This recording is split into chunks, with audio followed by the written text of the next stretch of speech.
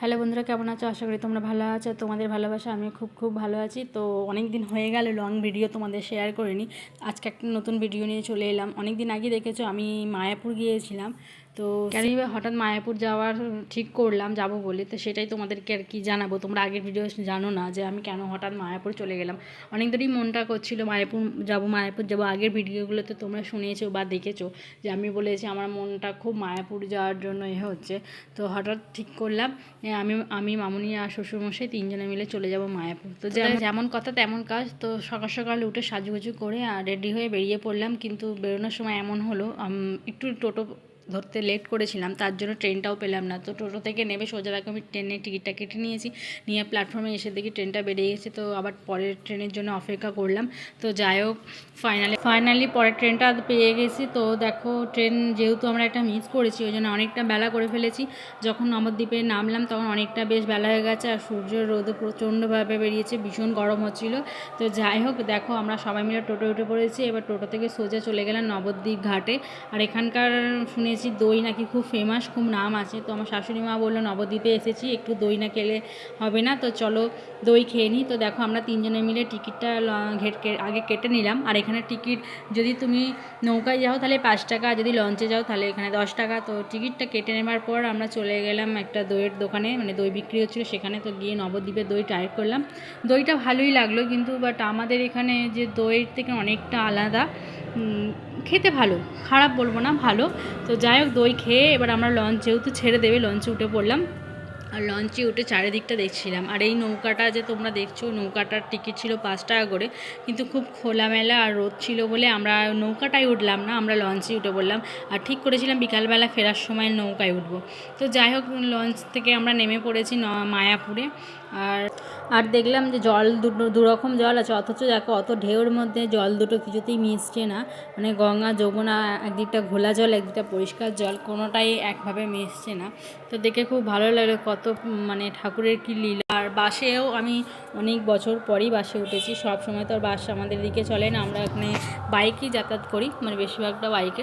তো যাই হোক বাসে উঠে পড়েছি। বাসে উঠে এখান থেকে মায়াপুর মন্দির, মানে ইস্কন মন্দিরই যাব। তো আরেকটু এগিয়ে এলে দেখলাম টোটো স্ট্যান্ড আছে। তো আমরা বাসে উঠে পড়েছি। তো দেখতে দেখতে দেখো কত মন্দির পার করে ফেললাম। আর আকাশটা দেখো কত সুন্দর, শরতের মেঘ পুরো ভাসছে। আর মন্দিরের ওপরে শরতের মেঘ যখন দাঁড়িয়ে আছে না, দারুণ সুন্দর লাগছে, তোমরা নিশ্চয় দেখতে পাচ্ছে। তো যাই হোক আমি ফাইনালি মায়াপুর পৌঁছে গেছি। আর মনটা যেন শান্তি হয়ে গেল, মানে শান্তিতে মন যেন আমার জুড়িয়ে গেল, কারণ অনেক দিন ধরে আমার মনটা মায়াপুরের জন্য টানছিল। চলে এলাম মায়াপুরে। আর প্রথমেই যেহেতু বেলা করে ফেলেছি, এসে আমরা মহাপ্রসাদের টিকিটটা কেটে ফেলেছি। তারপরে কাটার পর দেখো মন্দিরে রোদ আছে, এবার বিশ্রামের জায়গাটাও দেখে নিলাম। আর এখানে যেদিন গিয়েছিলাম বিভৎস রোদ ছিল, গরমের কষ্ট হচ্ছিল, বুঝতে পারিনি এত রোদ হবে, কারণ কদিন ধরে বৃষ্টি হচ্ছিল। কিন্তু যেদিন আমরা যাবো বলে ঠিক করেছি সেদিন রোদ ছিল।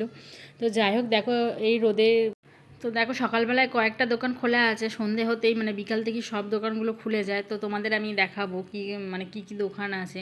তো এখন আপাতত গরমে ভীষণ কষ্ট হচ্ছে, তো ছাওয়ায় বসার জন্য জায়গা খুঁজতে ব্যস্ত। আর তোমাদের যে বলেছিলাম আমরা মহাপ্রসাদের টিকিটটা কেটে নিয়েছি, সেটাই তোমাদের সাথে শেয়ার করে দিলাম। দেখো এখানে লেখাই আছে কি আছে, কত দামের আছে।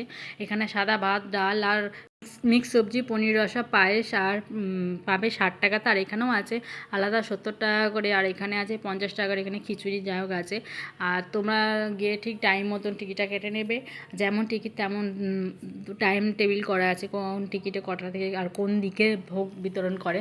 তো যাই হোক আমরা টিকিটটা কেটে নিয়ে চলে এলাম একটা বিশ্রামের জায়গা। এখানে দেখলাম আমরা যে ভোগের কুপনটা কেটেছি সেটা আমাদের গদা ভবনের দিকে খাওয়াবে। আর তোমরা যদি কোনো টিকিট কাটো তোমরা জিজ্ঞাসা করলেই বলে দেবে কোন দিকে খাচ্ছে, কেন 50 টাকা আর 60 টাকা 70 টাকা যে টিকিটগুলো দিয়ে তোমরা কাটবে তা আলাদা আলাদা কক্ষে খাওয়ায়। তো আমরা যেটা কেটেছি সেটা এই দিকে আছে, যেটার নাম আছে গদা ভবন। তো চলো দেখো ফাইনালি আমরা সেই জায়গায় চলে যাচ্ছি। আর আমাদের যেহেতু কাটার সময়তেই বলে দিয়েছিল আমাদের 1টা থেকে খাওয়ানো স্টার্ট হয়ে যাবে, তার আগে লাইন দিতে হয়। তো আমরা সেইভাবেই টাইম হাতে করে নিয়ে বেরিয়ে গেলাম। তো দেখো আর এখানে আর একটা জায়গায় থাকার ব্যবস্থা করেছে, যেটা আদিবাসী ঘর বলে লেখা থাকবে। ওখানে 200 টাকা দিলে তুমি থাকতে পারবে। মানে ঘরগুলো খুবই ছোট ছোট। বেড়া দেয়া, মানে বাঁশের বেত দিয়ে ঘরগুলো করা। ঠান্ডা আছে, যাই হোক 4জন থাকতে পারবে একটা ঘরে। তো দেখো এইখানেই আমাদের লাইন দিতে হবে। তো আমরা প্রথমে জুতো রাখার ব্যবস্থা করলাম, মানে এখানে ফ্রিতে জুতো রাখা যায়, মানে একটা কোনো টাকা লাগে না জুতো রাখার জন্য। তো আমরা সেখানে গিয়েই 3জনের জুতো জমা করে দিলাম।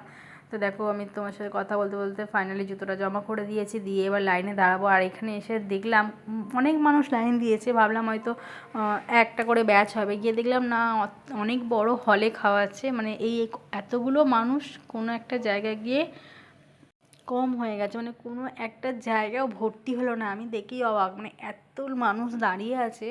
আমি ভাবলাম তো একটা ব্যাচের পর হয়তো আরেকটা ব্যাচ যেমন হয় হবে, কিন্তু না, ভিতরে ঢুকে দেখলাম এত মানুষ গিয়ে কোনো, মানে 4টে ঘরে একটা কোনো ভর্তি হলো না। তো যাই হোক, সবই ঠাকুরের লীলা।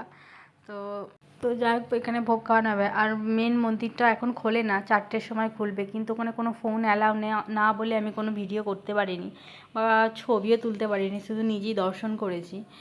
তো যাই হোক, ওটা তোমাদের সাথে আমি শেয়ার করতে পারলাম না। তো দেখো এখানে আমরা প্রবেশ, মানে ঢুকে গেছি, আর এখানে তাহালা দিচ্ছে, কি কি আছে সেটাও তোমাদেরকে আমি দেখিয়ে দেবো। দেখো পায়েসের জন্য একটা ছোট্ট বাটি দিয়েছে, এখানে দিচ্ছে রাইস, মানে ভাত, আর একটা সবজি, মিক্সড সবজি, আর পনিরের তরকারি, আর পায়েস ছিল আমাদের কুপনের মধ্যে। তো দেখো এখানে দিয়ে দিচ্ছে সবজি, সব রকম সবজি দিয়ে, আর ডাল ছিল, সেটা বলতে ভুলে গেছিলাম। তো যাই হোক, ডাল এইসব তোমরা দেখতেই পাচ্ছ আমরা কী কী নিচ্ছি। আর খুব সুন্দর ঠান্ডা ঘরটা, কোনো ঘরের ভিতরে কষ্ট হচ্ছিল না, বাট বাইরে খুব রোদ ছিল বলে কষ্টটা একটু হয়েছে। তো ফাইনালি দুপুরের আমাদের খাবার দিয়ে দিয়েছে, ঠাকুরের প্রসাদ আমরা পেয়ে গেছি। আর বসার জায়গা নিচে ছিল, যাদের বসতে অসুবিধা হয় তারাই শুধু ওপরে বেঞ্চে বসতে পারবে। তো যাকে কত সুন্দর সবাই বসে গেছে, আর নিজেদের থালা নিজেদেরই ধুয়ে দিতে হবে। এই ছিল আমার মায়াপুরে যাওয়ার কিছুটা আনন্দের মুহূর্ত। আবার তোমাদের সাথে দেখা হচ্ছে আমার নেক্সট ভিডিওতে। ভালো লাগলে কমেন্টে জানিও।